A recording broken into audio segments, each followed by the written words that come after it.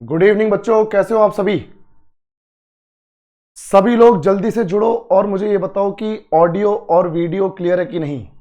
मतलब माइक के through audio clear है कि नहीं। मेरी तो क्लियर है, मुझे मालूम है। तुम ये बताओ कि माइक के थ्रू ऑडियो क्लियर है या फिर इसको और पास रखने की जरूरत है। जय Shri Ram Kushal, good evening Jaya, good evening Deep, Rahul good evening. चलो बहुत बढ़िया, क्लियर है तो अच्छी बात है। Good evening Abhishek, thank you Pritimoy, Ram Ram Gagan, Ritesh, Vishal, Savya, Anoop. चलो बेटा अनु भाई, चलो शुरू करते हैं। जय श्री राम, जय हिंद, नमस्कार बच्चों। और आज हमारे पास सेशन है 1919 से 1922। मैं ये कहता हूं तुम लोगों का 10 दिन के अंदर ना ये अपना मॉडर्न हिस्ट्री खत्म हो जाएगा, क्वेश्चन के साथ भी और कंटेंट के साथ भी, जो बेसिक कहानी उसके साथ बढ़िया। ठीक है, thank you Rahul, thank you so much. 29 वाली की अपलोड नहीं हुई है, वेट मैं लिख लेता हूं,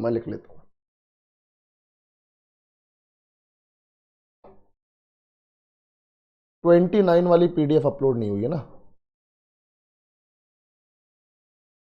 ठीक, थैंक यू रितेश। चलो बेटा शुरू करते हैं, प्रणाम प्रणाम। चलो बेटा सब लोग जुड़ गए हैं, आप सेशन को शुरू करते हैं। चलो बहुत बढ़िया, गुड इवनिंग गुड इवनिंग। तो आज हमारा सेशन है 1919 से 1922। और सेशन से पहले आप सभी के लिए बहुत बढ़िया खुशखबरी है। जो भी आपके नोन लोग हैं जो 1 तारीख से पहले ऑफर का फायदा नहीं उठा पाए, उनके लिए फिर से प्राइस एक बार 799 हो गया है। आपके कोई दोस्त यार मित्र जो हैं, अगर उनको लगता है कि भाई वो ऑफर ग्रैब नहीं कर पाए, कोई सर्वर डाउन हो गया या किसी भी वजह से, तो 1-2 दिन के लिए ये ओपन है, फिर से 799 में वो फिर से खरीद सकते हैं। बाकी जैसे कि आप सभी जानते हैं कि अगर आपको पर्टिकुलरली जीके का कोई कोर्स लेना है तो जीके का हमारा वाला एकदम बेस्ट है। अगर आपको चारों फैकल्टी नहीं चाहिए तो यहां पर जीके के लिए आपका 299 का कोर्स है, जो अभी ऑफर प्राइस है, 12 मंथ्स की वैलिडिटी है। बाकी तुम इसको रेकमेंड कर सकते हो अपने दोस्तों को, यारों को, मित्रों को कि भाई किस तरह से हमारी यहां पे जीके पढ़ाई जा रही है। बाकी आप लोग तो पढ़ ही रहे हो और एंजॉय कर रहे हो, और साथ ही साथ एंजॉय से ज्यादा है कि ये कंटेंट हमारे काम आना चाहिए एग्जाम में। ठीक है, चलो तो क्लासेस का टाइम टेबल जैसे कि आप सभी देख सकते हैं कि सुबह साइंस की क्लास होती है हरीश सर की 10 बजे, रीजनिंग की 1 बजे आकाश सर आपकी क्लास लेते हैं। साथ ही साथ मैथ्स की अभी जो हमारी साहिल सर की जो क्लास है वो थोड़ा सा उनकी तबीयत नासाज है, तो उस चक्कर में थोड़ी सी अभी ये क्लास नहीं हो रही, पर ये सारी क्लासेस कवर हो जाएंगी। ठीक है, बहुत ही डेडिकेटेड आदमी है। बाकी जीके स्टैटिक की तो हमें पता है 6 बजे हमारी क्लास हो ही रही है। तो शुरू करते हैं बिना किसी देरी के हमारा सेशन। और पहला क्वेश्चन आप लोगों के सामने आपकी स्क्रीन पर इस तरह, पढ़ो बेटा। Jallianwala Bagh massacre took place during the term of viceroy. Jallianwala Bagh हत्याकांड किस वायसरॉय के कार्यकाल में हुआ? सभी लोग रिस्पॉन्ड करो बेटा। थैंक यू शशिकांत बच्चे, थैंक यू। अच्छा एक सेकंड, वो सही हो जाएगा, वो शुरुआत में थोड़ा होगा। चलो बेटा आंसर बताओ। जिस टाइम पे जलियांवाला बाग मैसेकर हुआ उस टाइम पर वायसरॉय कौन था? चलो थैंक यू शशिकांत, बस रोक दे भाई अपने कमेंट्स। चलो बहुत बढ़िया जवाब, लॉर्ड चेम्सफोर्ड। बहुत बढ़िया बच्चों, लॉर्ड चेम्सफोर्ड। चलो वेरी गुड। तो लॉर्ड चेम्सफोर्ड थे हमारे वायसरॉय जब जलियांवाला बाग कांड हुआ, जब रोलेट एक्ट आया। चलो बिल्कुल बेसिक सा क्वेश्चन था, बिल्कुल बेसिक। तो यहां पर जलियांवाला बाग कांड तुम सबको मालूम है। अब चलो एक बार हल्का सा रिवाइज कर लेते हैं सिर्फ फैक्ट्स को, ठीक है, कहानी नहीं, फैक्ट्स को। तो जलियांवाला बाग कांड जो है अमृतसर में हुआ था 13 अप्रैल को 1919 में, 13 अप्रैल 1919 को हुआ। और इस जलियांवाला बाग कांड के लिए जो रिस्पॉन्सिबल था, जो पॉलिटिकल हेड रिस्पॉन्सिबल था, वो तो था माइकल ओ डायर, पंजाब का लेफ्टिनेंट गवर्नर, जिसने अपनी पूरी पावर आर्मी के बंदे ब्रिगेडियर जनरल रेगिनॉल्ड डायर को दे दी थी। ब्रिगेडियर जनरल रेगिनॉल्ड डायर को दे दी थी, ठीक है। तो दोनों ही जिम्मेदार हैं। बाकी इसको मारा है उधम सिंह ने, उधम सिंह ने इसको मारा है। Udham Singh killed Michael O'Dwyer. बाकी ये तो ससुरा खुद ही मर गया है 1927 में। और तुम सबको मालूम है कि करीबन 1000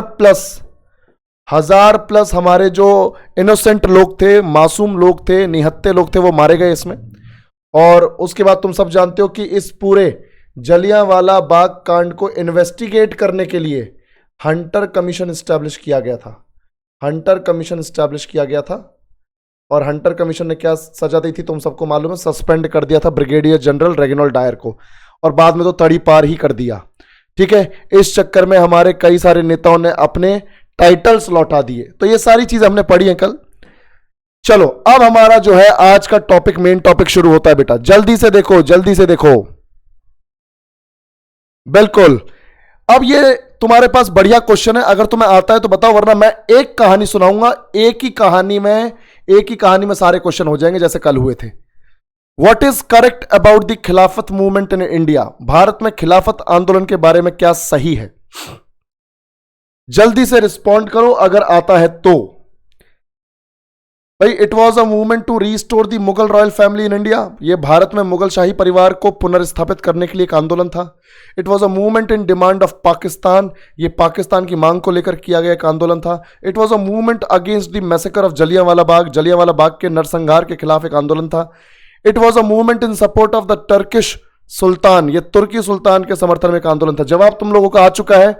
कई सारे लोग जो है सही जवाब दे रहे हैं, कुछ बोल रहे हैं सर जी स्किप करवा दो, ये तो आता ही नहीं हमें। तो बेटा देखो, आंसर तो है डी, पर इस डी को समझने के लिए पहले कहानी समझते हैं। देखो बेटा ध्यान से सुनो, अब एक ही कहानी है, एक ही कहानी चलेगी बढ़िया तरीके से। ध्यान से देखो, 1919 में क्या हुआ मैं आपको बताता हूं। 1919 में ये खिलाफत मूवमेंट शुरू हुआ, ठीक है बच्चों, ये खिलाफत मूवमेंट शुरू हुआ। इस खिलाफत मूवमेंट को शुरू किया दो भाइयों ने। खिलाफत मूवमेंट जो है दो भाइयों ने शुरू किया। तो स्टार्टेड बाई अली ब्रदर्स। इन्हें क्या बोलते हैं? अली बंधु, अली ब्रदर्स बोलते हैं, है ना बच्चों। अब जो अली ब्रदर्स हैं इसमें एक तो थे मौलाना मोहम्मद अली, एक भाई हैं इसमें मौलाना मोहम्मद अली, और एक भाई है मौलाना शौकत अली, मौलाना शौकत अली। और एक चीज याद रखो, ये जो आंदोलन है सिर्फ इन दो लोगों ने नहीं चलाया। शुरुआत इन्होंने की है, पर इन्होंने, ध्यान से देखो, शुरुआत इन्होंने की है पर इन्होंने अकेले नहीं चलाया मूवमेंट। इनका भी साथ देने के लिए हमारे और भी मुस्लिम लीडर्स थे, बढ़िया लीडर्स थे। ये दोनों भी बढ़िया हैं। तो एक तो थे अपने मौलाना अबुल कलाम आजाद, मौलाना अबुल कलाम आजाद, ठीक है, एक तो ये भी है। उसके बाद यहां पर है हकीम अजमल खान, हकीम अजमल खान। उसके बाद है यहां पर मुख्तार अहमद अंसारी, मुख्तार अहमद अंसारी। उसके बाद है यहां पर डॉक्टर सैफुद्दीन किचलू, वही जिनको रॉलेट एक्ट के टाइम पर उठा के जेल में डाल दिया था, डॉक्टर सत्यपाल और डॉक्टर सैफुद्दीन किचलू, वही है ये। बिल्कुल बिल्कुल बिल्कुल लगेगा, बिल्कुल सोनू बिल्कुल लगेगा ऐसे ही। ध्यान से देखो, मौलाना अबुल कलाम आजाद, हकीम अजमल खान, मुख्तार अहमद अंसारी, डॉक्टर सैफुद्दीन किचलू, डॉक्टर सैफुद्दीन किचलू। और उसके बाद है यहां पर एक और इंसान, हसरत मोहानी। ये हसरत मोहानी वही है जिन्होंने एक नारा दिया था 1921-1922 के आसपास, इंकलाब जिंदाबाद। इंकलाब जिंदाबाद का जो नारा है बच्चों, वो हसरत मोहानी ने दिया था 1921-1922 में, पर इसका पहली बार इस्तेमाल भगत सिंह ने किया था पब्लिकली।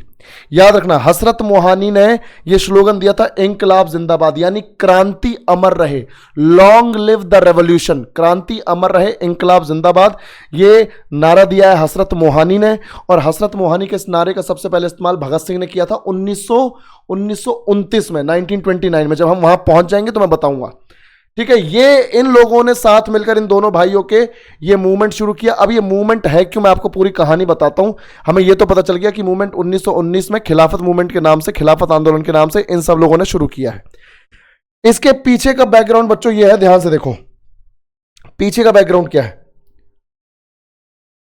देखो, तुम सब जानते हो कि वर्ल्ड वॉर 1 हुआ, और वर्ल्ड वॉर 1 जो है, विश्व युद्ध 1 जो है, उसमें 2 ग्रुप्स लड़ रहे थे। 2 ग्रुप्स थे। एक ग्रुप का नाम था एलाइड पावर्स, है ना, मित्र राष्ट्र, एलाइड पावर्स, मित्र शक्तियां,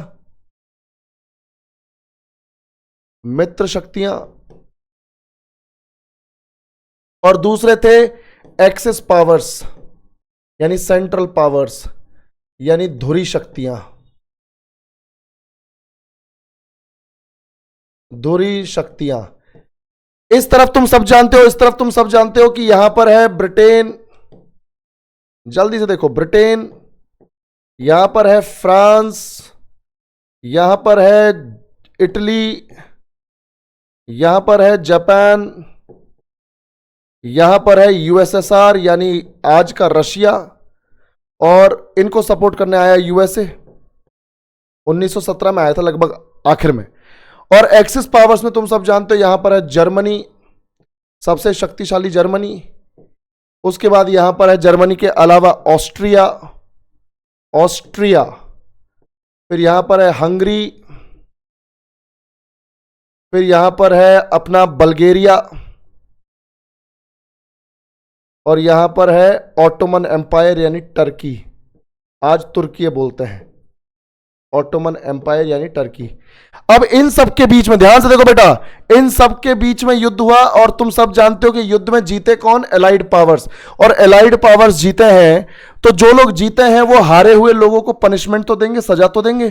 तो एलाइड पावर्स ने, मित्र शक्तियों ने धुरी शक्तियों को एक तरीके से पनिशमेंट दी। और पनिशमेंट क्या है, 2 संधियों के द्वारा, 2 संधि हुई। ध्यान से देखो बेटा, 2 संधि हुई भाई। एक संधि को तो बोलते हैं ट्रीटी ऑफ वर्साइल्स, फ्रांस के पेरिस के पास पैलेस ऑफ वर्साइल्स है, वर्साइल्स का महल है, तो ट्रीटी ऑफ वर्साइल्स, उसी वर्साइल्स में ट्रीटी होती है तो उसे बोलते हैं ट्रीटी ऑफ वर्साइल्स।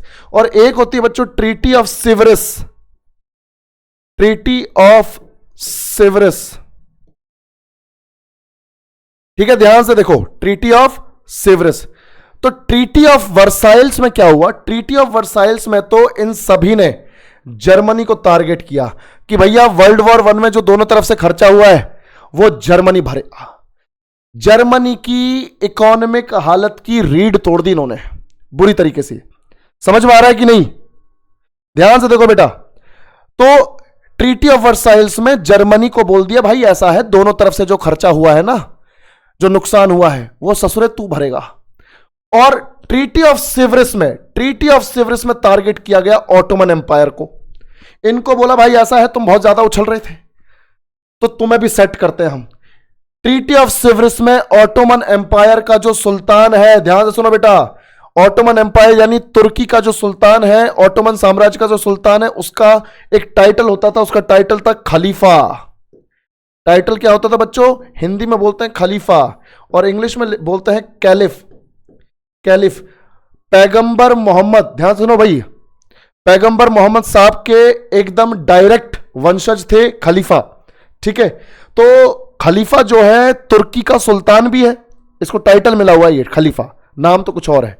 तो खलीफा ये सुल्तान भी है, यानी पॉलिटिकल हेड भी है ऑटोमन साम्राज्य का, और साथ ही साथ ये पूरे दुनिया भर के मुसलमानों का रिलीजियस हेड भी है, धार्मिक नेता भी है। मैं आप सबको बता दूं, सबको बता देना चाहता हूं कि यहां पर याद रखना कि खलीफा सिर्फ पॉलिटिकल हेड नहीं है, राजनीतिक अधिकारी या राजनीतिक जो है अध्यक्ष नहीं है ऑटोमन एम्पायर का, ये पूरे वर्ल्ड वाइड मुस्लिम कम्युनिटी का, विश्व भर के मुसलमानों का रिलीजियस हेड है। यानी अगर अल्लाह और पैगंबर मोहम्मद साहब के बाद अगर किसी को पूजा जाता था तो खलीफा था।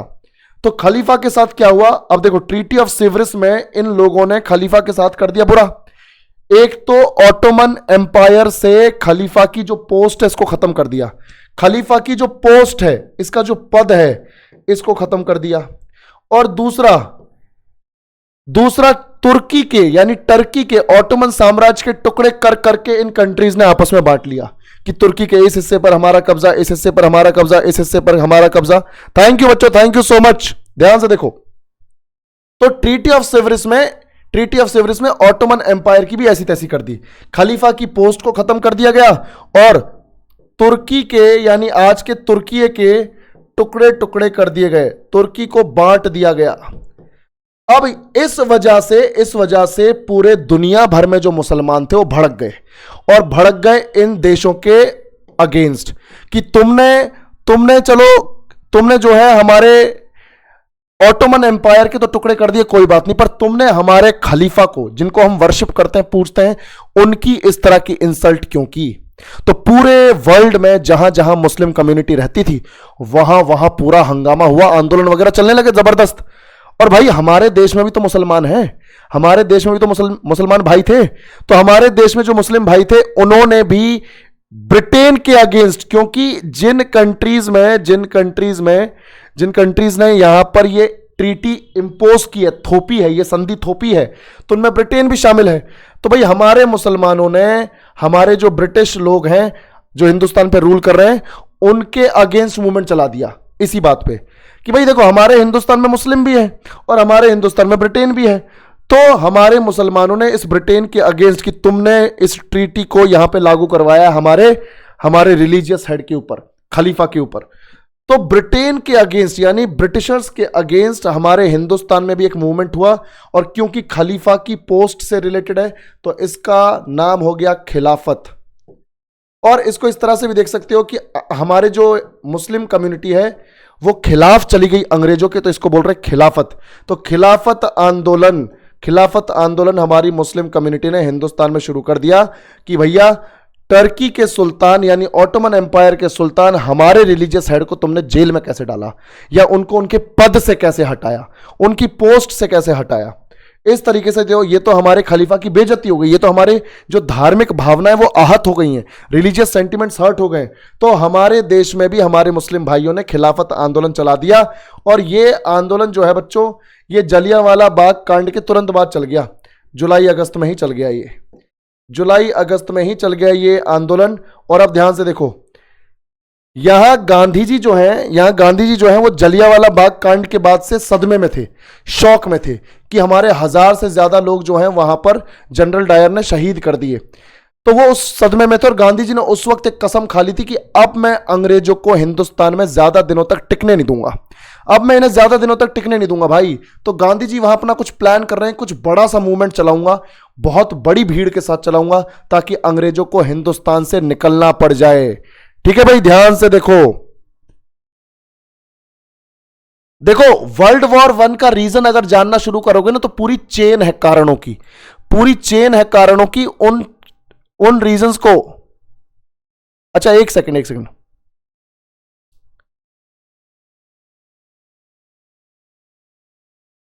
अच्छा एक सेकंड,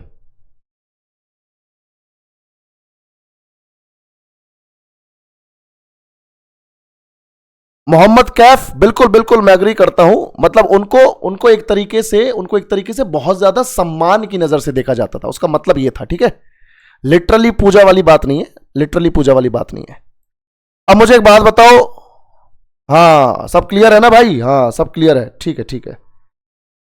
बफरिंग तो नहीं हो रही है? कुछ लोगों की बफरिंग हो रही है, वो एक बार रिफ्रेश कर लो, तुम्हारे अपने लेवल पे हो रहा होगा भाई। चलो बिल्कुल, चलो चलो देखो, तो अब क्या होता है कि भाई ये जो विश्व युद्ध है, जब हम वर्ल्ड हिस्ट्री के पर्सपेक्टिव से इसको देखेंगे तो मैं वर्ल्ड वॉर वन का भी रीजन बताऊंगा, वो चेन ऑफ सीरीज भी आएगी ऑटोमेटिकली। अभी टॉपिक से मत भटको, अभी टॉपिक से मत भटको, वरना एक भी क्वेश्चन सॉल्व नहीं हो पाएगा, ठीक है? ध्यान से देखो, तो ट्रीटी ऑफ सिवरिस में हमारे जो तुर्की के सुल्तान हैं उनको गद्दी से हटा दिया गया और वर्ल्ड वाइड मुस्लिम कम्युनिटी भड़क गई। हमारे देश में भी मुस्लिम भाई भड़क गए और उन्होंने एक मूवमेंट शुरू कर दिया, खिलाफत आंदोलन, जुलाई अगस्त के आसपास। अब जैसे ही ये आंदोलन शुरू हुआ बच्चों, तो हमारे गांधी जी तो पहले से प्लान कर रहे हैं कि इन अंग्रेजों को तो मैं हिंदुस्तान से निकाल के ही दम लूंगा। एकदम से उनको पता चला कि भाई हमारे मुस्लिम भाइयों ने मूवमेंट शुरू कर दिया है, खिलाफत आंदोलन शुरू कर दिया है।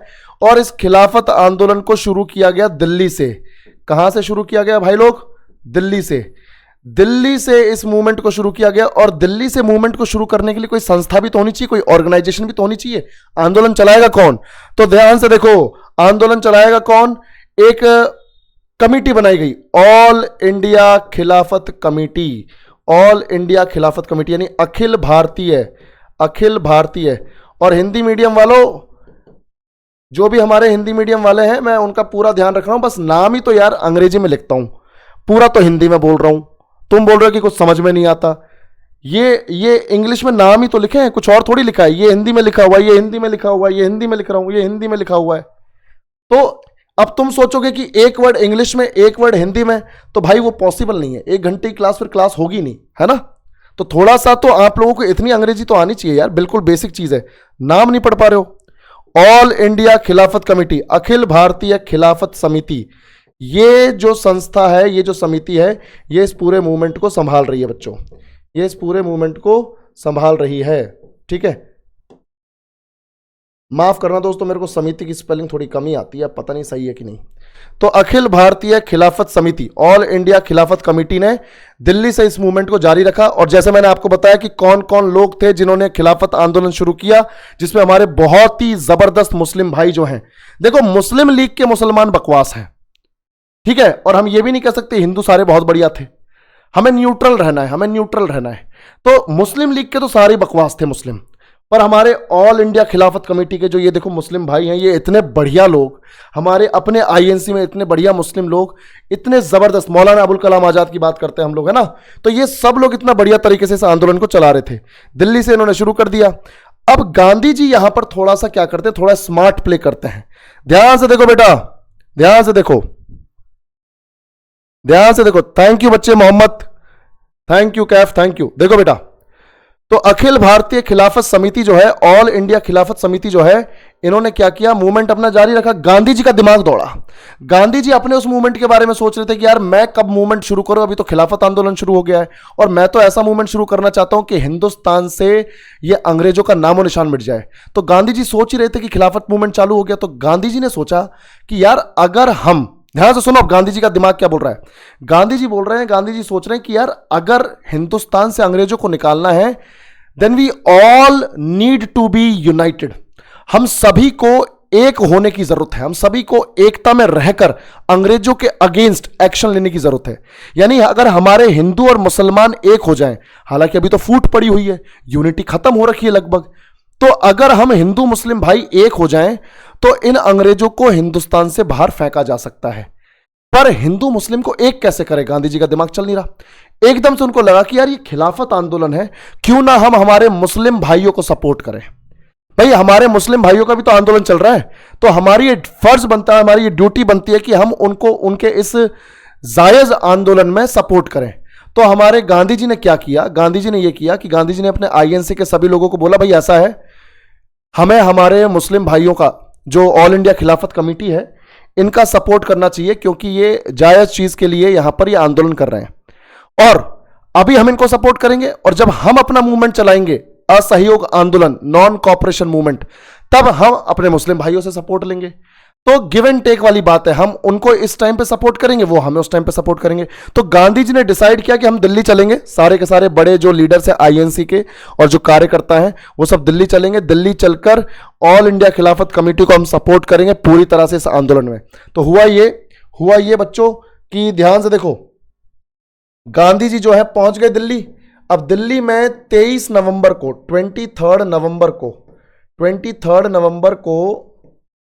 23 नवंबर को ध्यान से देखो बेटा, 23 नवंबर को एक मीटिंग होनी है, ऑल इंडिया खिलाफत कमेटी की एक कॉन्फ्रेंस होनी है, एक बैठक होनी है, एक मीटिंग होनी है ऑल इंडिया खिलाफत कमेटी की, कैसे इस आंदोलन को आगे बढ़ाना है। और ये जो खबर है गांधी जी और उनके साथियों को थी कि भाई 23 नवंबर को 1919 में ऑल इंडिया खिलाफत कमेटी की कॉन्फ्रेंस है दिल्ली में। तो गांधी जी ने बोला उस कॉन्फ्रेंस में ही चलो और अपना सपोर्ट देते हैं हमारे मुस्लिम भाइयों को। ऑल इंडिया खिलाफत कमेटी इतनी बढ़िया कमेटी है, इसको हम सपोर्ट देते हैं। तो आखिर में क्या होता है, ध्यान से देखो। ठीक है महेंद्र, ठीक है भाई, ठीक है।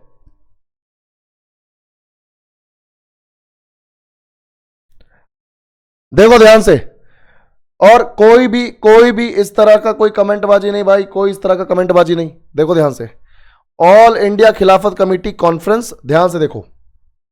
तो 23 नवंबर को इस कॉन्फ्रेंस में महात्मा गांधी अपने कार्यकर्ताओं और अपने साथियों के साथ पहुंच जाते हैं। और दिल्ली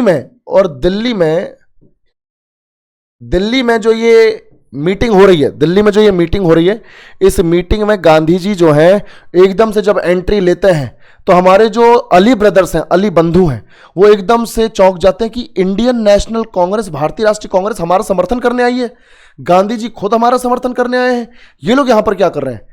तो एकदम से गांधी जी और इतने सारे कार्यकर्ता, इतने सारे जो अपने लीडर्स हैं, पॉलिटिकल लीडर्स आईएनसी के, उन सबको देखकर हमारे जो अली ब्रदर्स हैं वो काफ़ी इमोशनल हो जाते हैं। उनको लगता है कि यार हम लोग कहाँ भारतीय राष्ट्रीय कांग्रेस को, आईएनसी को बड़ा मतलब बेकार समझते थे, या जो मुस्लिम लीग वाले जैसे बोलते हैं कि भाई ये तो सिर्फ हिंदुओं की पार्टी, हम तो ऐसा मानने लगे थे।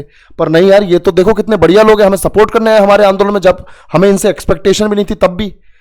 तो हमारे अली ब्रदर्स इतने खुश हुए कि उन्होंने गांधी जी को बोला कि गांधी जी, अब ये जो कॉन्फ्रेंस हो रही है, ये जो मीटिंग हो रही है, हम चाहते हैं कि इसकी अध्यक्षता आप करें, इसकी प्रेसिडेंटशिप आप संभालें, और आप ही इस कॉन्फ्रेंस को आगे बढ़ाएं, आप ही इसके चेयरमैन हैं। तो आखिर में दिल्ली में ऑल इंडिया खिलाफत कमेटी की जो ये मीटिंग हुई, इसके चेयरमैन कौन बन गए, गांधी जी चेयरमैन बन गए यहां पर, और गांधी जी ने इस आंदोलन को लीड किया। तो इस तरह से याद रखना, खिलाफत मूवमेंट सिर्फ मुसलमानों का मूवमेंट नहीं था, सिर्फ हमारे मुस्लिम भाइयों का मूवमेंट नहीं था, ये हम सब का मूवमेंट था, पूरे हिंदुस्तान का मूवमेंट था, क्योंकि अब इसमें आईएनसी भी कूद पड़ी है। ठीक है, पर गांधी जी को यह मालूम था कि यार ये इंटरनेशनल इशू है, ये ना अंतरराष्ट्रीय मुद्दा है, और सिर्फ हिंदुस्तान में एक छोटी सी कम्युनिटी अगर अंग्रेजों के खिलाफ एक छोटा सा आंदोलन करती है, इससे ज्यादा कुछ होने जाने वाला तो है नहीं। पर यह है कि अंग्रेजों को यह समझ में आ जाएगा कि अगर ये दोबारा ऐसी कोई हरकत करेंगे तो लोग इनके अगेंस्ट जरूर जाएंगे, लोग इनके विरोध में जरूर जाएंगे। तो इस तरह से ये चीजें ऐसी हुई, और ये मूवमेंट जो है लगभग 1 साल चला, मूवमेंट जो है एक्टिवली 1 साल चला, आगे भी चलता रहा पर वो ज्यादा एक्टिव नहीं था। तो 1 साल ये मूवमेंट बढ़िया चला, एक्टिव चला, और अगले साल जून जुलाई आते आते, या ये मान के चलो मई जून आते आते, ये मूवमेंट जो है ऑटोमेटिकली सप्रेस होने लगा, क्योंकि ना तो अंग्रेजों ने ध्यान दिया और ना ही हमारी तरफ से बहुत ज्यादा एफर्ट्स लगाए गए। मतलब शुरू में एफर्ट्स लगाए, आंदोलन चलाया, पर बाद में आने वाले टाइम में हम भी थोड़े ढीले पड़ गए, तो ये मूवमेंट जो है ऑटोमेटिकली सप्रेस हो गया, ऑटोमेटिकली ये जो मूवमेंट है ये दब गया। ध्यान से देखो, मुस्लिम लीग सपोर्ट कर रही है इनको, पर मुस्लिम लीग का कोई तगड़ा स्टैंड नहीं है यहां पर। ठीक है, वो सिर्फ अपना फायदा देख रही है कि कैसे हम यहां इंडिया की पॉलिटिक्स में छा जाएं। ठीक है भाई, तो इस तरीके से गांधी जी ने अपनी समझदारी से हमारे मुस्लिम भाइयों को इंप्रेस कर लिया, हमारे मुस्लिम भाइयों के आंदोलन में सपोर्ट कर दिया। अब गांधी जी सोच रहे हैं कि अब जब मैं आंदोलन चलाऊंगा तो मेरे मुस्लिम भाई मुझे सपोर्ट करने आएंगे, और हुआ भी वैसा ही। अब क्या होता है, जैसे ये मूवमेंट खत्म होता है मई जून जुलाई में, वैसे ही गांधी जी जो हैं वो जो है एक मीटिंग रखते हैं, और वो मीटिंग रखते हैं कलकत्ता के आसपास। और क्या होता है, ध्यान से सुनो, गांधी जी करीबन, ये बात है 1 अगस्त की, 1 अगस्त, ठीक है, 1 अगस्त की। चलो पहले ये मूवमेंट, ये खिलाफत मूवमेंट है, इसका एक क्वेश्चन अटेम्प्ट कर लो, फिर गांधी जी जो 1 अगस्त को मूवमेंट शुरू करते हैं नॉन कॉपरेशन असहयोग, वो देखेंगे। इसका जवाब दो भाई, इसका जवाब दो।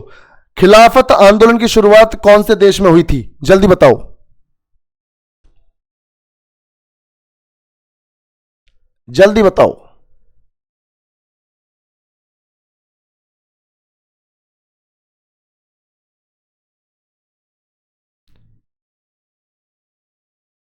गुरप्रीत भाई, टाइम जो है उस टाइम पर इंटरनेट दिक्कत दे जाता है यार, इंटरनेट दिक्कत दे जाता है, इसलिए 9 बजे ही थी पहले, 9 बजे से अभी 6 बजे की है, ठीक है।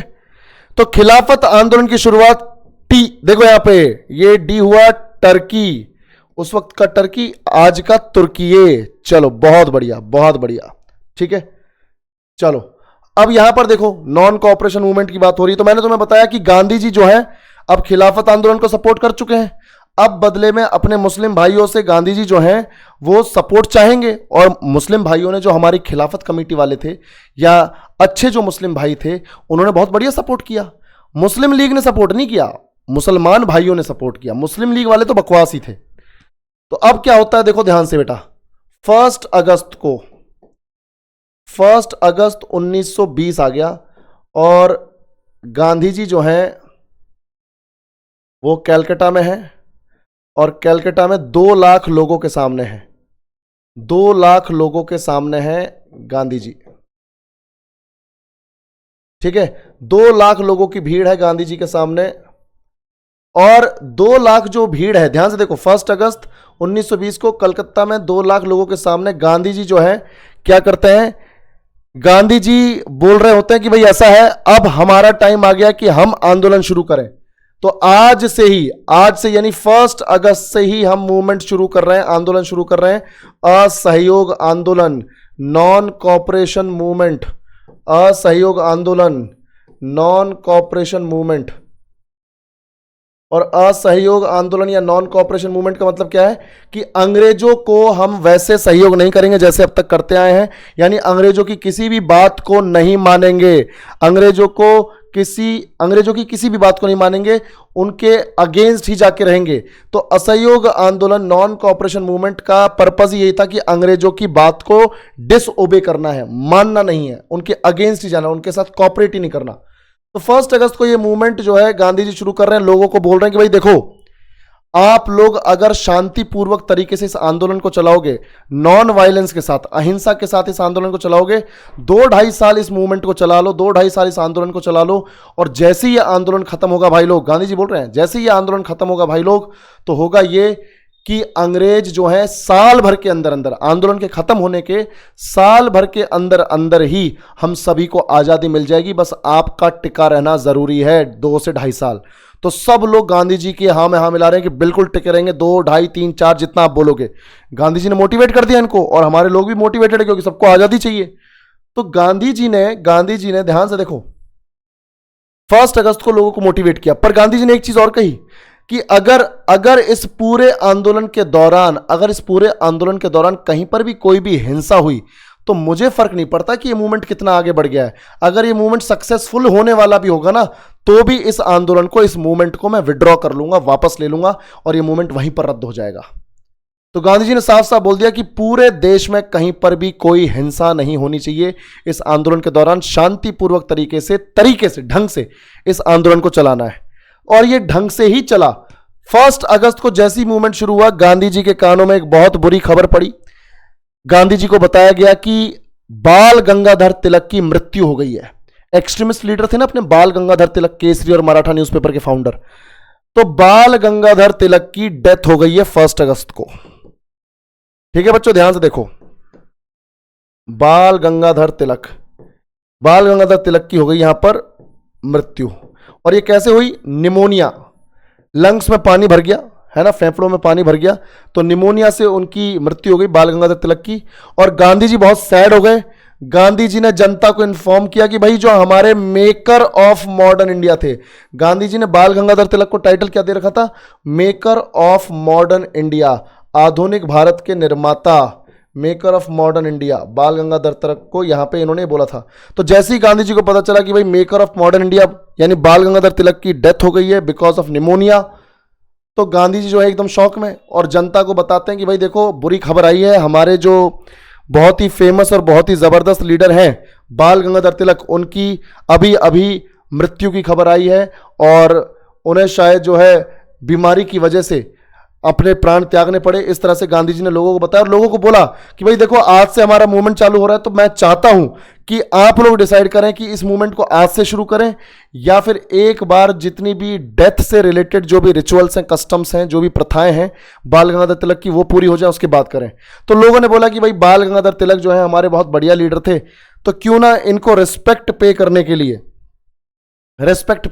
लिए ध्यान से देखो, रेस्पेक्ट पे करने के लिए इस मूवमेंट को थोड़ा पोस्टपोन कर दिया जाए। इस मूवमेंट को थोड़ा सा पोस्टपोन कर देते हैं, 1 महीने पोस्टपोन कर देते हैं।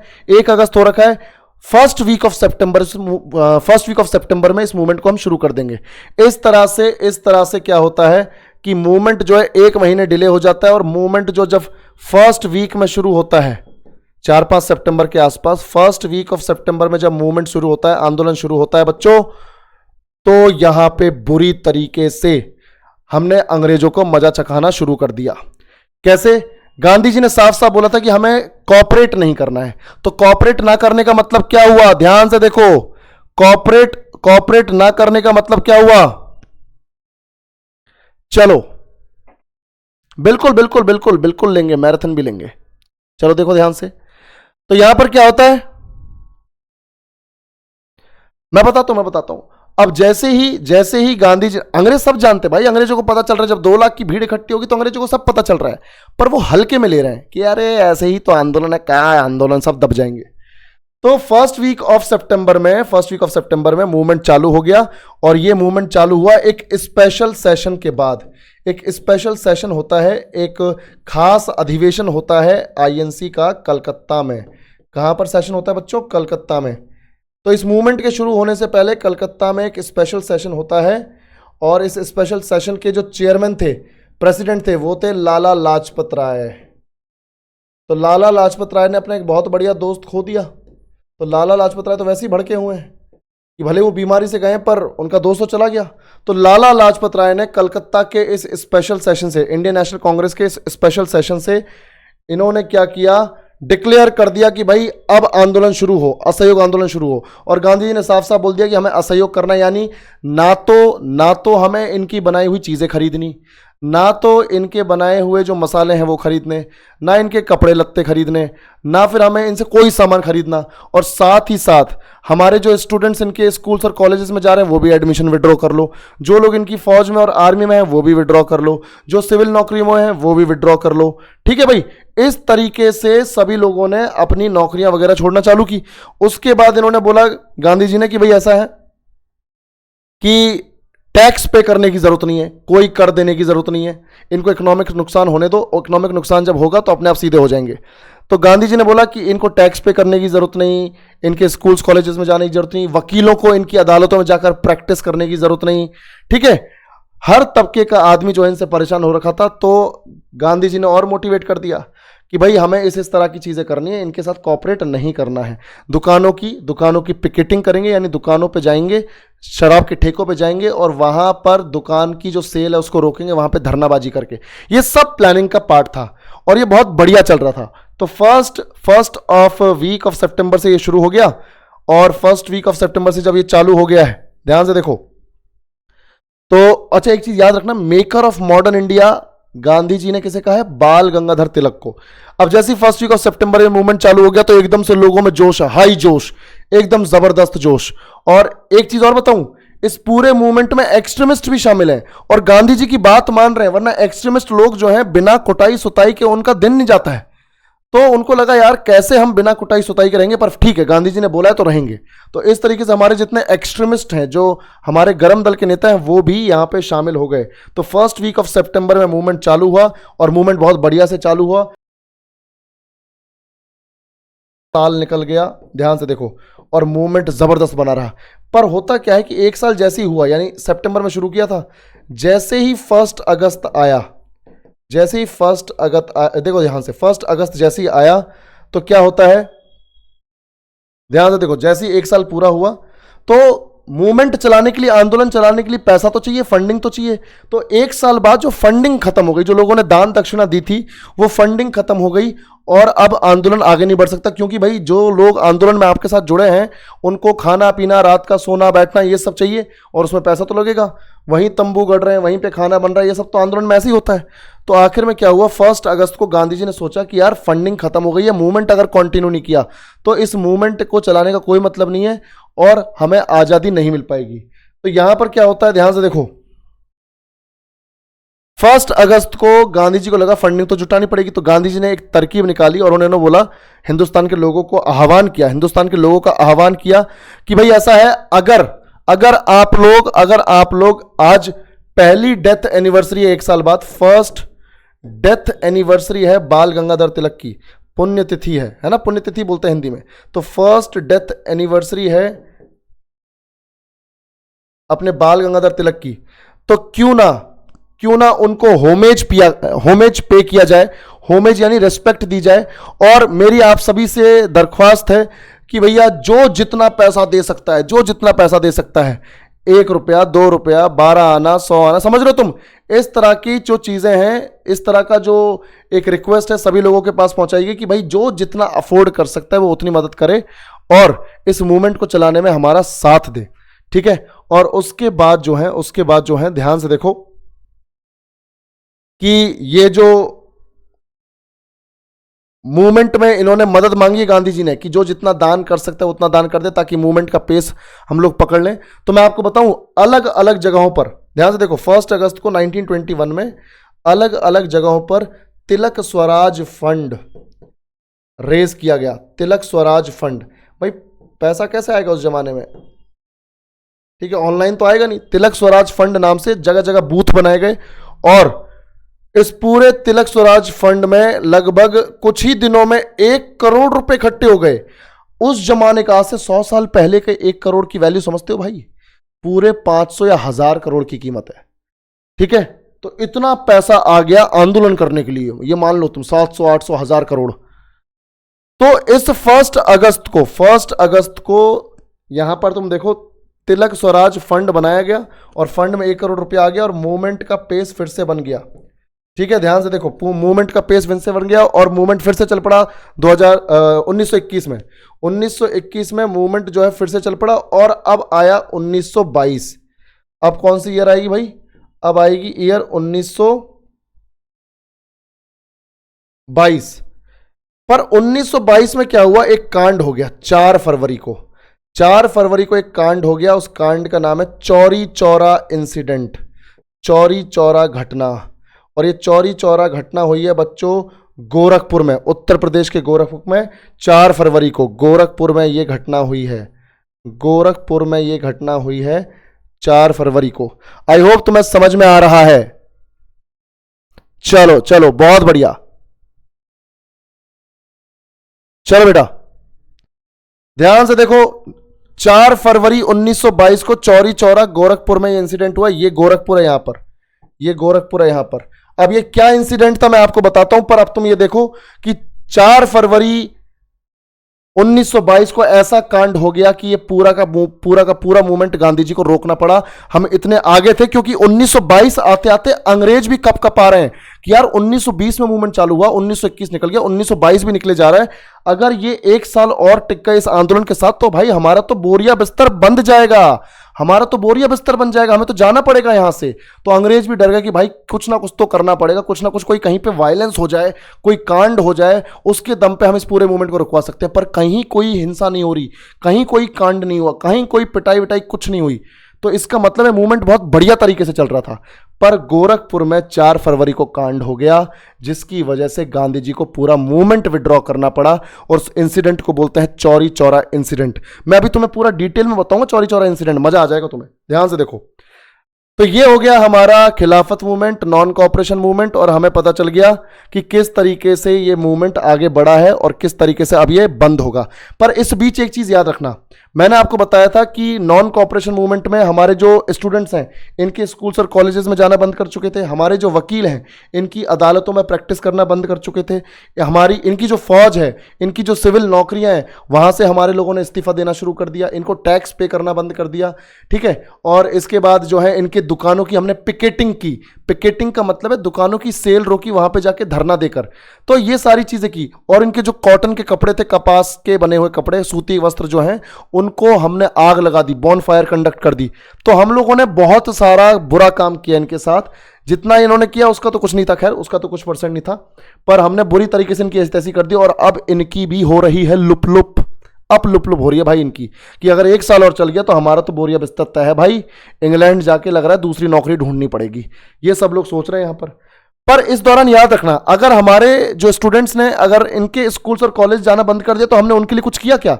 बिल्कुल किया। इसी असहयोग आंदोलन के दौरान, बेटा ध्यान से देखो, इसी असहयोग आंदोलन के दौरान हम लोगों ने बिहार विद्यापीठ, है ना, ये इस तरह के अपने राष्ट्रीय स्कूल चलाए, बिहार विद्यापीठ, ठीक है, काशी विद्यापीठ,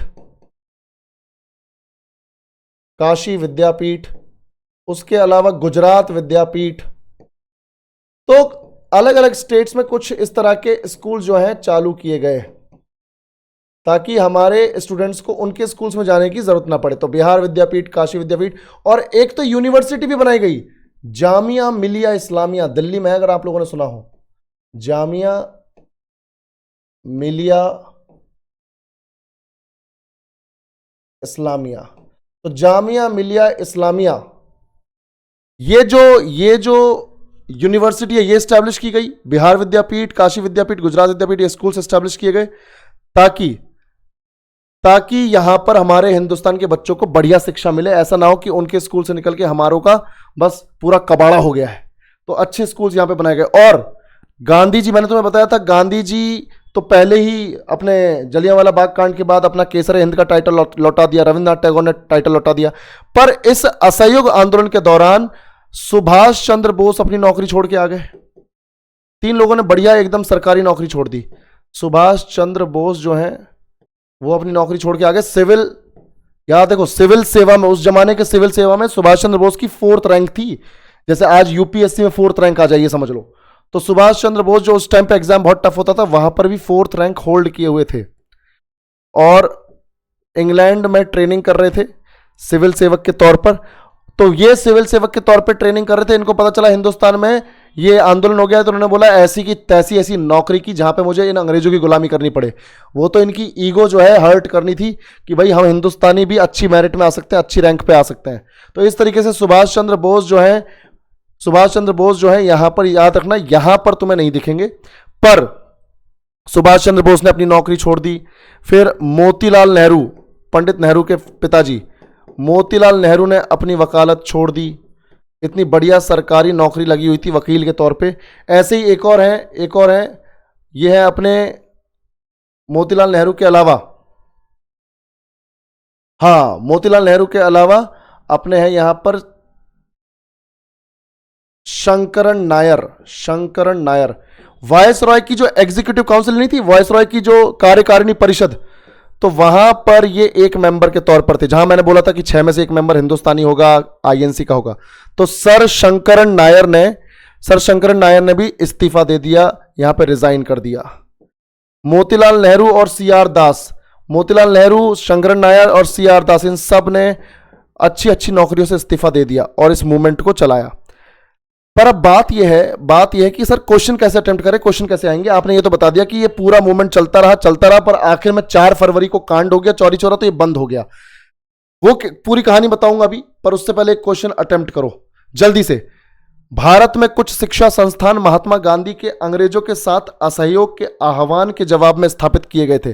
निम्नलिखित में से कौन सा उनमें से एक नहीं है? जल्दी रिस्पॉन्ड करो।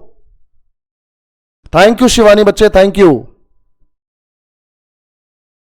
जल्दी इसका जवाब दो। अब तो देखो तुमने पूरी हिस्ट्री पढ़ ली है।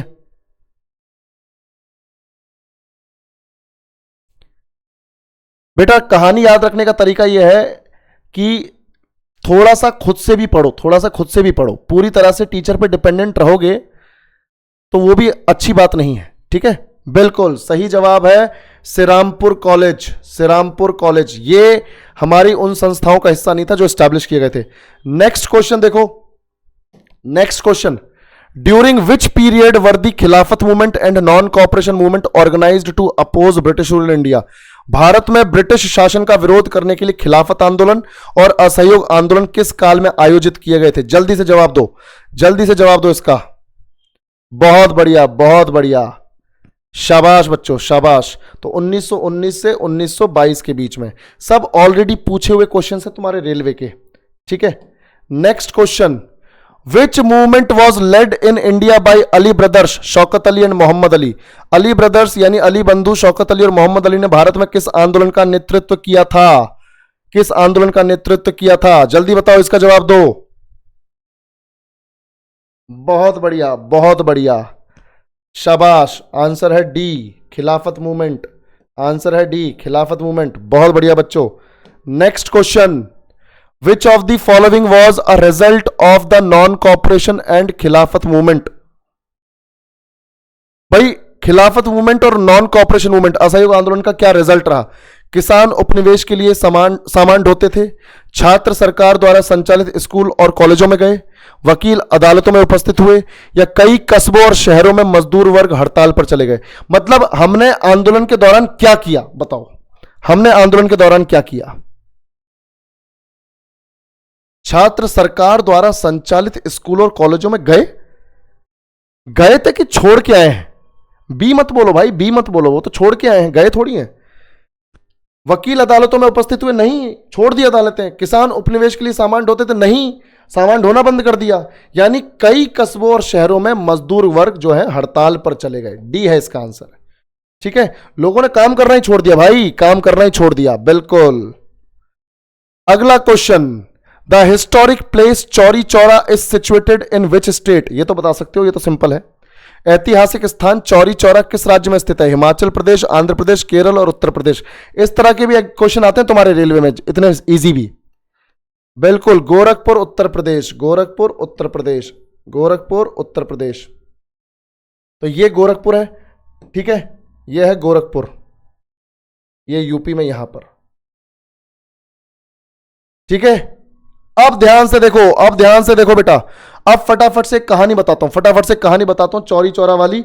उसके बाद जो है ये सेशन जो है ये खत्म ही हो जाएगा। देखो ध्यान से, होता क्या है कि पूरा आंदोलन चल रहा था अपना असहयोग आंदोलन, तो पूरे देश में ही चल रहा है, ये तो गोरखपुर में भी चल रहा था। गोरखपुर में इस आंदोलन को चला रहा था एक ब्रिटिश भारतीय सेना का, ब्रिटिश भारतीय सेना का रिटायर्ड सिपाही। हमारा इंडियन सिपाही था पर ब्रिटिश भारतीय सेना में था, यानी ब्रिटिश इंडियन आर्मी में था, रिटायर हो चुका था। उसका नाम था भगवान अहीर। भगवान अहीर जो है ये एक सिपाही था जो रिटायर हो चुका है और अब इस आंदोलन में पार्टिसिपेट कर रहा है। तो भगवान अहीर जो है सिपाही था, तो यहां लिख देते हैं एक्स सिपाही, ठीक है। तो भगवान अहीर जो है एक्स सिपाही थे और इन्होंने क्या किया, 2 फरवरी को, यानी उस चौरी चौरा कांड से 2 दिन पहले 2 फरवरी 1922 को इन्होंने क्या किया, गोरखपुर में, बेटा गोरखपुर में एक जगह है गौरी बाजार, गोरखपुर में एक जगह, वैसे तो पहले तो एक जगह है चौरी चौरा, और चौरी चौरा में एक जगह है, अगर कोई वहां से है तो उन्हें पता होगा, चौरी चौरा में एक जगह है गौरी बाजार। पुलिस चौकी के सामने ही है, पुलिस चौकी के सामने ही है। तो गौरी बाजार नाम करके एक जगह हुआ करती थी चौरी चौरा में, आज भी है। उस बाजार में लीकर शॉप थी, उस बाजार में शराब का ठेका था। बिल्कुल ध्यान से देखो, अब जो है उसमें शराब का ठेका था। भगवान अहीर जो है अपने 20 से 25 बंदों के साथ 2 फरवरी को ये चले गए गौरी बाजार के उस ठेके पर कि भाई ये ठेका यहां से हट जाना चाहिए, हम आंदोलन करेंगे। 20-25 अपने साथियों के पास पहुंच गए, अपने साथ पहुंच गए और वहां पे ठेके वालों को बोला भाई ये ठेका बंद करना पड़ेगा, अब से यहां पे शराब नहीं बिकेगी, चौरी चौरा में कोई शराब नहीं बिकेगी, इसको बंद करना पड़ेगा। यहां पे तुम जो जवान लोग हैं, यंग लोग हैं, उनकी ऐसी तैसी कर रहे हो शराब बेचकर। तो 2 फरवरी 1922 को भगवान अहीर जो है वहां पहुंचे और वहां जब इन्होंने 20-25 लोगों ने थोड़ा हंगामा किया तो पुलिस आ गई सामने से, स्टेशन से, पुलिस स्टेशन से, और पुलिस ने इनको जो है तोड़ा। भगवान अहीर और इनके साथियों को पुलिस ने तोड़ा और तोड़ के इनको फिर शाम तक विदा कर दिया। अब भगवान अहीर जो है इसी बात का बदला लेने के लिए 2 दिन बाद 4 फरवरी को, बेटा ध्यान से देखो, 4 फरवरी को ये मान के चलो कि 2500 लोगों के साथ, 2500 लोगों के साथ, कहां 20-25 के साथ आए थे, अब 2 दिन बाद 2500 लोगों के क्राउड के साथ, भीड़ के साथ ही आते हैं, उसी गौरी बाजार में जाते हैं, उसी शराब के ठेके पर जाते हैं और वहां जाके हंगामा शुरू कर देते हैं कि ये शराब का ठेका बंद होना चाहिए, हमारा यूथ बिगड़ रहा है। तो बात तो सही है। और उसके बाद क्या होता है, 2500 लोगों की भीड़ देख के एकदम से हंगामा हो जाता है पूरे बाजार में। पुलिस स्टेशन में भी पता चल जाता है पुलिस वालों को कि भाई ये तो देखो हंगामा हो रहा है। तो पुलिस का जो थानेदार था, पुलिस का जो दरोगा था, उस चौकी का जो दरोगा था उसका नाम था गुप्तेश्वर सिंह। क्या नाम था बच्चों? Gupteshwar Singh.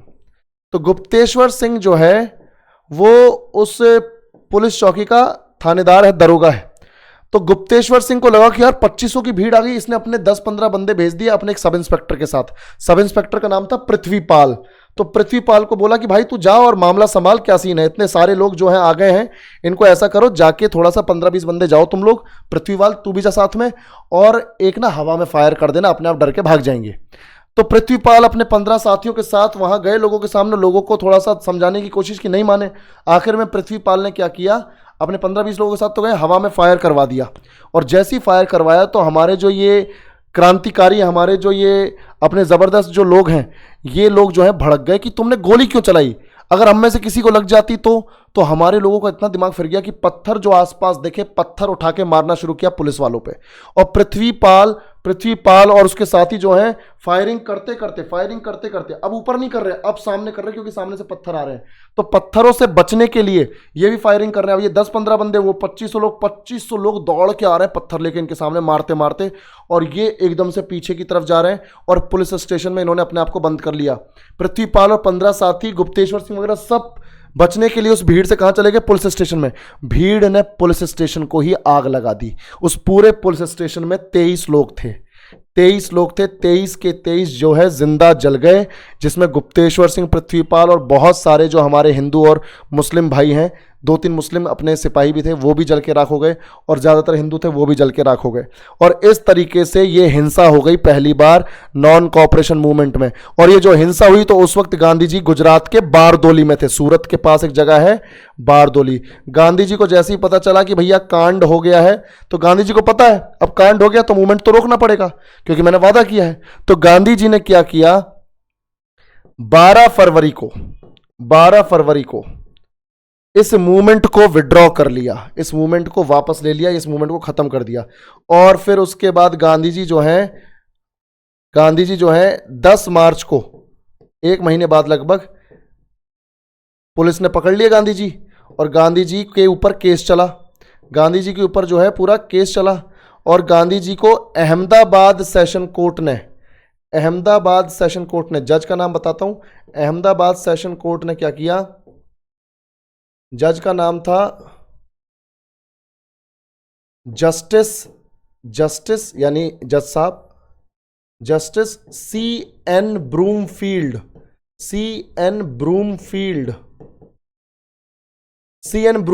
Justice C.N. Broomfield ने गांधी जी को 6 साल की सजा दी। ठीक है, 10 मार्च को गांधी जी को अरेस्ट कर लिया गया, 18 मार्च को कोर्ट में पेश कर दिया गया, और 18 मार्च को जब कोर्ट का फैसला आया तो 6 साल की सजा हुई गांधी जी को, 6 साल की जेल। सारे हिंदुस्तान की जो उम्मीदें हैं उस पर पानी फिर गया, सारे हिंदुस्तान की उम्मीदें टूट गई कि अब आंदोलन कौन संभालेगा, कोई नहीं संभालेगा, मूवमेंट तो खत्म ही कर दिया, गांधी जी जेल जा रहे हैं 6 साल के लिए, तो सबकी उम्मीदें टूट गई। जो इतनी मेहनत थी, जो इतना पैसा लगा था, जो लोगों के अंदर इतने इमोशंस थे, वो सब के सब धरे के धरे रह गए, क्योंकि मूवमेंट रुक गया। और मैं बताऊं आपको, मूवमेंट जो है लगभग अगर साल 6 महीने और चल जाता ना, तो शायद हमें उसके 1 साल बाद, जो गांधी जी ने बोला था कि इसको एक बार 2-2.5 साल चला दो बढ़िया से, उसके 1 साल के अंदर अंदर तुम्हें आज़ादी मिल जाएगी, वही हो रहा था। पर हमारे गांधी जी को गिरफ्तार कर लिया गया और 6 साल की सजा दे दी गई, और इस तरीके से ये जो मूवमेंट है ये खत्म करना पड़ा गांधी जी को बारदोली प्रस्ताव पेश करके। गांधी जी ने बारदोली रेजोल्यूशन के थ्रू, बारदोली प्रस्ताव के थ्रू इस पूरे मूवमेंट को रोक दिया। गांधी जी ने बोला था भाई हिंसा होगी तो मैं रोक दूंगा, रोक दिया उन्होंने, और इस तरीके से ये मूवमेंट पड़ गया ठप। अब तुम मुझे बताओ इस क्वेश्चन का जवाब क्या है?